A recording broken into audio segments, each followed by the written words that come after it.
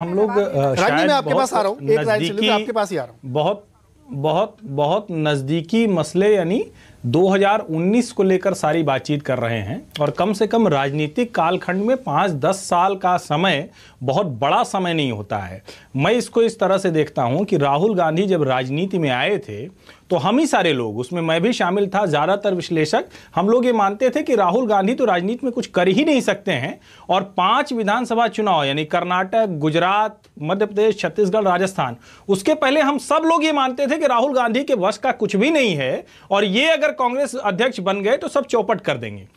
मेरा यह मानना है कि आज प्रियंका गांधी अगर इस तरह से आ रही हैं तो दो चीजें हैं। एक चीज तो यह है कि चमत्कार हो जाए और 2019 में सब कुछ वो बदल दें और जिन 40-42 सीटों को उनको जिम्मा मिला है लोग उनकी शक्ल देख के और गांधी परिवार देख के उन्हें वोट कर दें। लेकिन यह न तो भारतीय राजनीति लोकतंत्र के लिए ठीक है और न ही कांग्रेस पार्टी के लिए मैं ठीक मानता हूं। लेकिन एक बड़ी चीज है और एक चीज थोड़ा सा समझना चाहिए कि जब नरेंद्र मोदी के खिलाफ बनारस में प्रत्याशी तय होते हैं, जब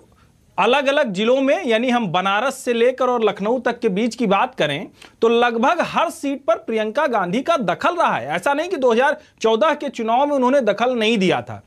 लेकिन एक अच्छी चीज है कि चाहे वो करीब 1.5-2 साल पहले स्वराज भवन में कुछ समय पूरे परिवार का रहना हो, चाहे वो बीच बीच में अलग अलग कॉन्स्टिट्यूएंसीज से बात करना हो, मैं समझता हूं कि ये योजनाबद्ध तरीके से कांग्रेस को लंबे समय में ठीक करने की एक कोशिश है। और 2019 के चुनाव में अगर बहुत अच्छे परिणाम नहीं भी आते हैं, क्योंकि इतना मैं चमत्कार होते हुए नहीं देखता हूं कि 7% से अचानक कांग्रेस का वोट 21% हो जाएगा और वो सीटें बहुत जीतेंगी, क्योंकि 14-15% तक वो दूसरों का नुकसान भले कर लें, बहुत सीटें नहीं आएंगी। लेकिन आप इसको इस तरह से देखिए, फाउंडेशन के तौर पर कांग्रेस के लिए यह बड़ा समय है, मजबूत समय है, लोकसभा चुनाव का समय है, नरेंद्र मोदी के विकल्प के तौर पर एक राष्ट्रीय पार्टी देखने का समय है और वो भूमिका कांग्रेस अगर निभाना चाहती है तो उसको इसी तरह से देखना होगा। शायद इसीलिए राहुल गांधी ने कहा कि जब उत्तर प्रदेश विधानसभा के चुनाव होंगे तो उत्तर प्रदेश की कुर्सी हमारे कब्जे में होगी। बिल्कुल सही, यही इसी पॉइंट